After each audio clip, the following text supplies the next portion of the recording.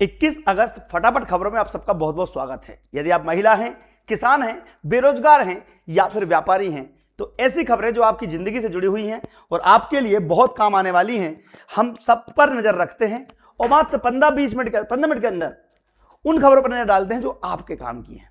फालतू खबरें देखने से मतलब नहीं, पूरे दिन बर्बाद होता है। वो देखो ना, जो आपके अगर किसान हैं तो पीएम किसान सम्मान निधि, कवच योजना, कृषि लोन, सोना चांदी, लाडली बहना और भी बेरोजगारों के लिए जितनी भी वैकेंसी निकलती है सब आपको बताएंगे। सबसे पहले महाकाल जी का नाम लेते हुए 21 तारीख अगस्त शुक्रवार श्रावण शुक्ल की पक्ष नवमी, हर हर महादेव लिखते हुए वीडियो को शुरुआत करेंगे। सबसे पहले बात करते हैं सोना चांदी की। सोना चांदी में तेज उछाल देखने को मिला। जी हाँ, एकदम से 10 ग्राम सोना की जो कीमत है वो 3,519 रुपए बढ़ चुकी है और चांदी भी लगभग 9,000 बढ़ गई एक साथ, यानी कि 2,38,000 पर पहुंच गई। सोने चांदी के भाव में इतनी ज्यादा एक साथ बढ़ोतरी होना या घट जाना कहीं ना कहीं अंदेशा दे रहा है कि कुछ बड़ा होने वाला है। जी हाँ, इसलिए अगर सोना चांदी खरीदना आवश्यक ना हो तो छोड़ देना, बहुत आवश्यक हो तो फिर खरीद सकते हैं।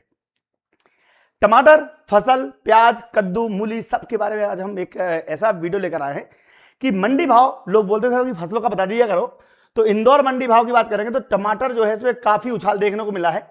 2,000 रुपए तक अधिकतम भाव गया है। प्याज की बात करें तो लगभग 1,000 रुपए प्रति क्विंटल गया है। इंदौर में बात करेंगे तो 700 रुपए में कद्दू, 1,000 रुपए प्रति क्विंटल, मूली लगभग 800 रुपए, पालक 800 और लौकी 600 रुपए गई हुई है। तो इससे अधिक जानकारी के लिए हमारे चैनल को सब्सक्राइब भी कर लीजिए। आगे बढ़ते हैं। पीएम स्वनिधि योजना के तहत 76,95,000 स्ट्रीट वेंडरों को 1,15,00,000 रुपए ऋण देने की तैयारी शुरू कर दी गई है। अब आप सोचेंगे कि सर इससे हमको क्या फायदा। आप नहीं तो आपका मित्र सही, कोई भी व्यक्ति जो ठेला लगाना चाहता है, रेडी पटरी वाले जो होते हैं ना, सब्जी भाजी, चाय नाश्ता, चाट फुल्की लगाना है, तो स्ट्रीट वेंडरों को 1,15,00,000 का ऋण दिया जा चुका है और आगे भी देने की तैयारी चल रही है। आसान शर्तों पर अधिकतम 50,000 रुपए तक का ऋण दिया जाएगा। पहले ऋण के समय भुगतान पर मिलता है अधिक ऋण, डिजिटल लेन देन पर मिलती है कैशबैक की राशि और अब तक 2,30,000 करोड़ रुपए के अधिक तक ऋण स्वीकृत किए जा चुके हैं। प्रधानमंत्री स्वनिधि योजना स्ट्रीट वेंडरों के लिए वरदान साबित हो रही है। इससे उन्हें आर्थिक मदद मिल रही है। तो इस साल यानी कि अगस्त के बाद नए दरों के माध्यम से यह पैसा मिलेगा और योजना में आत्मनिर्भर बनने से लोगों के प्रोडक्टिविटी बढ़ रही है, बेरोजगारी से रोजगार मिल रहा है। तो इन सब चीजों को लेकर उनको बहुत फायदा मिल रहा है। तो अगर आप भी चाहते हैं सस्ता ऋण तो आप इस योजना का लाभ ले सकते हैं। कवच योजना मध्य प्रदेश के किसानों के लिए बड़ी वरदान साबित होने वाली है। जैसा आपने देखा होगा फसल बीमा योजना है, उसी प्रकार की योजना है। इसमें 5,000 से अधिक किसानों को मिलेंगे नए कृषि लोन, बढ़ेगी खेती की मजबूती। किसानों को सस्ती ऋण सुविधा उपलब्ध कराने के लिए मध्य प्रदेश में कवच योजना शुरू की जा रही है।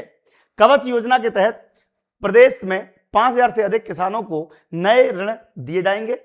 इस योजना का उद्देश्य किसानों को फसल बीमा और सस्ते ऋण की सुविधा देकर आय बढ़ाना। कवच योजना के तहत किसानों को खरीफ और रबी दोनों सीजन की फसलों के ऋण और बीमा कवर उपलब्ध कराए जाते हैं। योजना के अंतर्गत किसानों को कम ब्याज दर पर लोन दिया जाएगा। प्राकृतिक आपदा हो, कीट प्रकोप हो, बीमारी हो या फसल के माध्यम से कोई दिक्कत हो जाए तो किसानों को लाभ मिलने वाला है। छोटे और सीमांत किसान, भूमिहीन किसान, लीज पर खेती करने वाले किसान, सभी पंजीकृत किसान इस योजना का लाभ उठा सकते हैं। सस्ते ब्याज दर पर ये चीजें आपको मिलने वाली हैं। तो अब कवच योजना का लाभ किसान ले सकते हैं। तो आज ही वीडियो को शेयर करें और अगर आप किसान भाई बहन हैं चैनल सब्सक्राइब करें ताकि सही समय पर आपको उचित जानकारी मिल सके। आदरणीय प्रधानमंत्री जी ने पक्के घर का सपना पूरा किया। 2016 से अब तक बिहार में कई भाई बहन को 50 लाख से अधिक पक्के मकान मिल चुके हैं। मामा लगातार अन्य राज्यों में, अभी राजस्थान में गए थे 2 लाख मकान दे के आए, यहाँ 5 लाख की बात कर रहे हैं। मध्य प्रदेश में भी 2 लाख मकान नए बनने वाले हैं। तो इस वीडियो को देखिएगा कि मामा ने आखिर क्या कहा। हर पूरे भारत में 2 करोड़ से ज्यादा मकान दिए जाने हैं इस साल। देखो वीडियो, इसके बाद देखेंगे अगली बड़ी खबर।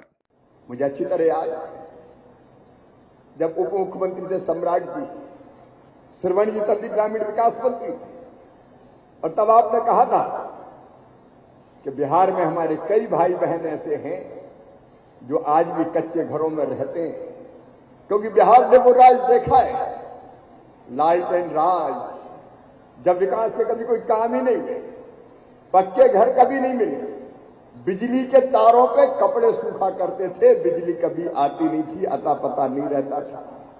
उन्होंने कहा था कि बिहार को अगर और ज्यादा मकान मिलेगा, मेरे बहनों और भाइयों, विशेषकर बहनों से भी मैं कहना चाहता हूं, अरे भगवान ने इतना अधिकार और हक तो हमको दिया है कि हमारे बच्चे छोटे भले ही हों लेकिन पक्के मकान में रह सकें। सर्दी, गर्मी, बरसात, अगर पक्का मकान होता है तो तकलीफ कम होती है। मकान केवल मकान नहीं होता, वो घर होता है। अगर मकान होता है, घर होता है, तो पूरे इज्जत और सम्मान की जिंदगी हम जी पाते हैं। और अब आप देख सकते हैं यहाँ पर कुल मिलाकर यहाँ पर आदरणीय प्रधानमंत्री जी पक्के मकान सपना पूरा किया। अब तक बिहार में कई लाखों को पक्के मकान मिल चुके हैं। ऐसे ही हर जगह पर पक्के मकान बनाए जाएंगे। नया सर्वे शुरू किया गया है, अगस्त माह में नया सर्वे शुरू किया गया है, जिसमें उन लोगों को भी मकान मिलेंगे जिनके मकान जर्जर हैं। पहले भूमि उनको मिलता था, अब जर्जर मकानों को भी मिलेगा। एक नई खबर जीतू पटवारी की खबर से निकल कर आ रही है कि मोदी जी के नए भारत में तेल, शक्कर और दाल सभी महंगी हो गई है। तो तेल, शक्कर और दाल महंगी हो गई है, इस पर सरकार को कंट्रोल करना चाहिए। और बात भी सही है। अब आप देखेंगे पहले एक जो तेल, शक्कर बहुत धीमे धीमे बढ़ते थे, अभी अचानक से पता नहीं कहां से क्या उछाल आया है। लगातार महंगाई लगभग 5 से 6% बढ़ चुकी है। वीडियो देखिएगा, इसके बाद देखेंगे अगली बड़ी खबर। आज 16 रुपए एक सांस शक्कर के बढ़ गए। खाने पीने के चीज़ों पर अद्भुत और अकल्पनीय बढ़ोतरी हुई। अब आप देखो, सूरजमुखी का तेल 18-19% बढ़ गया।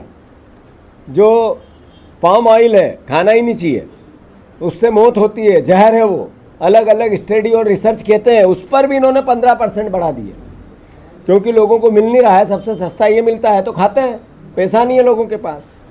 फिर सोयाबीन का तेल 12% बढ़ा दिया, सीधे महंगाई। फिर मूंगफली का तेल 10% बढ़ा दिया। सरसों का तेल 20% की बढ़ोतरी कर दी। फिर चीनी, जैसा मैंने कहा, सीधे 65 रुपए की कर दी चीनी, 45 रुपए से 65 रुपए। अद्भुत। अब आप सोचो कि महंगाई अगर ऐसी दाम बढ़ेगी तो फिर कैसे जिंदगी सरवाइव कर पाएंगे इंसान। तो गरीबों की हालत खराब है। तो वीडियो को आप लोग शेयर करें कि गरीबों तक बात पहुंच जाए। ये प्रदेश पैसा लूटते थे, विदेशों में जमा करवाते थे। अमेरिका ईरान युद्ध में मिसाइलें वहीं गिर रही हैं, चिल्लाहट इन नेताओं के घर में हो रही है। इस बार योगी आदित्यनाथ ने सीधे ऐसे लोगों पर, ऐसे नेताओं पर साधा है जो गाजा, फिलिस्तीन के सहयोगी बन रहे थे। उन्होंने बोला कि देखो, उनके यहाँ पे मिसाइल गिरते ही लोग यहाँ रो रहे हैं। अब ये बात आप समझेंगे या आपको समझाना पड़ेगी, ये तो वक्त बताएगा। लेकिन आप फिर ध्यान से देखिएगा योगी आदित्यनाथ का इशारा किस तरफ है। आज उत्तर प्रदेश बीमारू राज्य नहीं है, भारत की अर्थव्यवस्था का एक ग्रोथ इंजन बनकर के उभरा है। हमने 9 वर्ष में उत्तर प्रदेश की अर्थव्यवस्था को 3 गुना किया है। कुल 12 लाख करोड़ रुपए उत्तर प्रदेश की अर्थव्यवस्था की थी, आज वह है 36 लाख करोड़ रुपए की। 43,000 थी यहां प्रति व्यक्ति आय, आज वह 1,20,000, आज 1,20,000 है।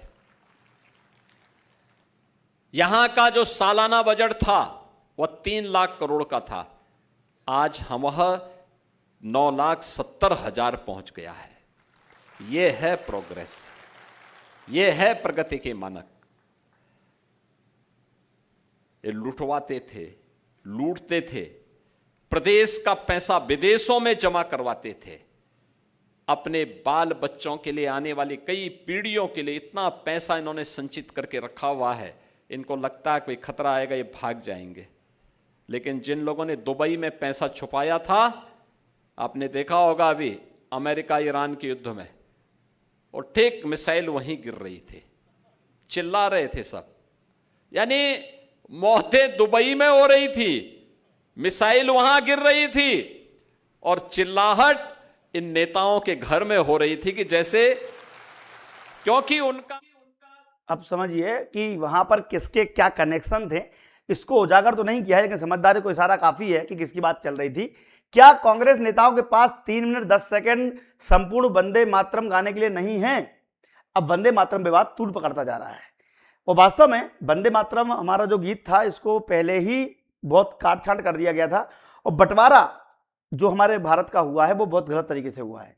क्योंकि अगर इसी प्रकार से तुम फिर माइनॉरिटी को दोगे पूरा कि भाई इनको चलो करने दो, जब वो तुमसे मांगेंगे फिर तुम कहां जाओगे? फिर संविधान के नाम पे कुछ भी मांग लेते हैं। वीडियो देखिएगा, इसका देखेंगे अगली बड़ी खबर।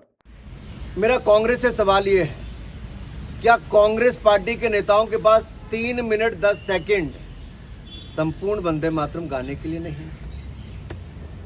क्या 2 छंद गाकर वो क्या सिद्ध करना चाहते हैं? क्या संपूर्ण वंदे मातरम को अपनाना क्यों नहीं चाहते? सोच केवल एक है कि वोट चाहिए, मुस्लिम तुष्टिकरण करना है और किसी न किसी रूप से उस समय जैसे देश को बांटा, आज धर्म जाति क्षेत्र के नाम पे बांट के ही सही वोट लेना है। तो ये वोट की राजनीति की गई है, ठीक है। तो ये सब अभी अनुराग ठाकुर ने बोला है। कौन आप इस बात से सहमत हैं या नहीं है ये तो वक्त बताएगा, लेकिन अभी वर्तमान में बच्चों की वैकेंसी आ चुकी है। तो Deepti Singh academy app download कर लीजिए, इस नंबर पर मैसेज कर दीजिए सस्ता कोर्स चाहिए, आपको हर एक कोर्स पर ऑफर मिल जाएगा। कोई भी कोर्स हो, वर्ग 2 वर्ग 3 या कोई भी एग्जाम, सबके लिए हमारी academy Deepti Singh academy play store पर जाइए, डाउनलोड कर लीजिए और यहाँ पर आपको सारा चीज मिल जाएगी। भी सेवारत शिक्षकों के लिए भी बड़ी खबर है।